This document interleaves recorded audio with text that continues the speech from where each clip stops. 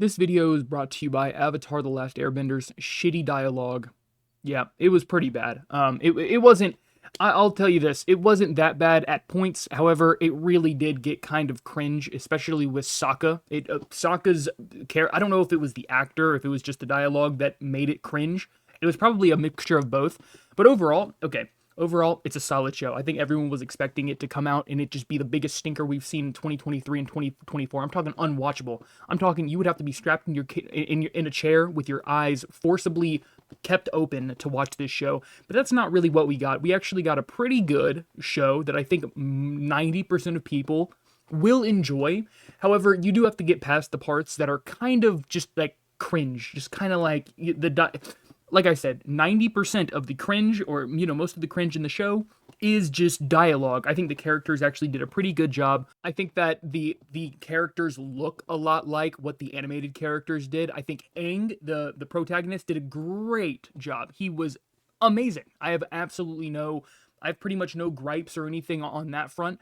I think that Katara and Sokka also did a pretty good job. However, their dialogue was kind of like always, it was kind of all over the place. Like they would get into fights for no reason. It felt like artificial tension was being like brought into the show when there didn't really have to be. Like there was one time they were traveling through a tunnel and Katara just starts like freaking out on Sokka, and you're just like, this feels really unnecessary. Like it's like the same feeling of having an argument with a good friend, and you just kind of know that like tomorrow you're gonna forget about it. It's not really a big deal, and that's how you felt with like almost every single argument in this show. You're just like, what? This is the dumbest. These are the dumbest arguments I've ever heard. Like Sokka's like, we should go do this. Katara's like, oh no, we should try this. And then Sokka's like, this is why I think my idea is better. And the Katara's like, you don't trust me. You don't trust my opinion. I'm not a kid anymore. She just freaks out on him, which kind of just felt out of place for the scenario that they were in. They were in like a kind of dire situation. So regardless, I mean, it happened. It didn't make or break the show. It was just like, it's a little criticism that I had. However, overall, I did feel like I was watching a very condensed version of Avatar, the animated show. It felt squished. It really did feel like if you took the animated show and you just fucking squished it together, some of the stuff gets kind of like jumbled in. Some of the stuff feels really rushed. But overall, for a live action, I think they did a good job, like portraying a lot of what the animated show was able to do. Now, of course, listen, the animated show is always going to be 100 times better than what this show was. But even then, like, that just shows you how good the animated show really was, because it was still, like, this live action show is still very watchable. I think that most people will enjoy it. I think that it's really a solidly built show, and if the dialogue was better, it would actually be a pretty good show. Now, when the showmakers said, yeah, we're trying to appeal to a Game of Thrones audience, we kind of all knew that was just a bunch of doohickey, a bunch of baloney, especially after seeing the first trailers. We kind of just knew that was not going to be the case.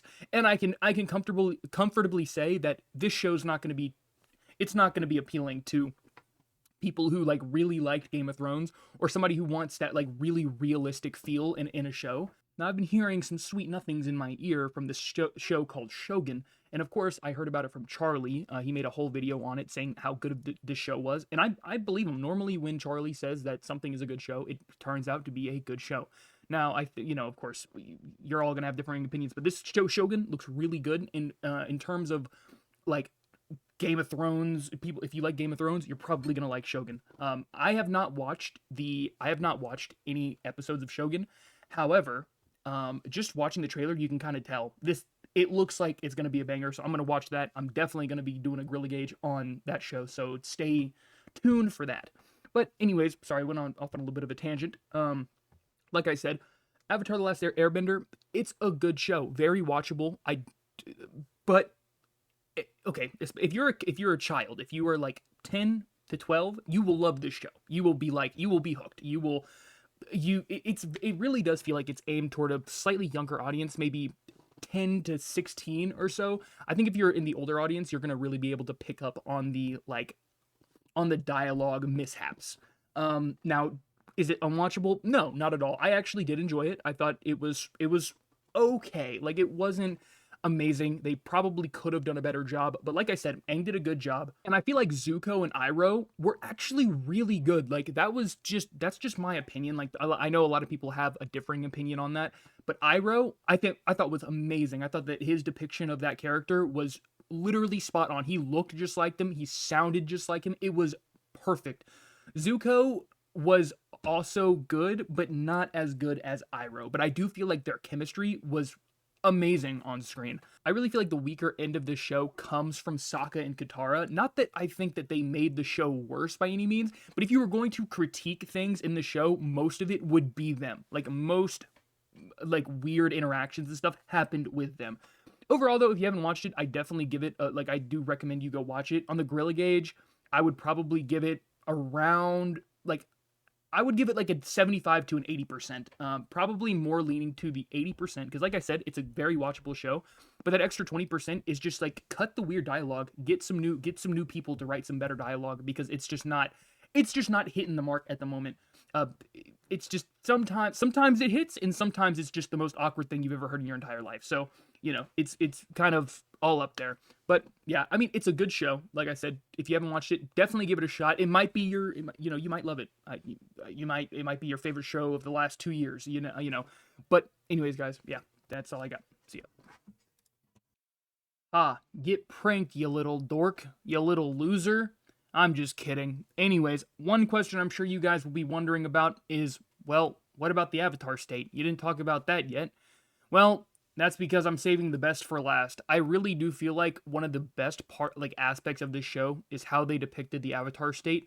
Every time the Avatar state is used, you really do feel like it is an extremely powerful weapon, and the Avatar should not be trifled with. You really do feel like it is like no one is going to be able to beat the Avatar. It feels like an overpowered weapon, which it should be. That's really one of the things that I hoped they would do, is really make the Avatar state feel super OP, which it does. I'm not going to really spoil anything more than that. However, if you watch this show, you're probably going to be pretty satisfied with the way that they make the Avatar look, act, how powerful it seems. It all really does like slap in that area.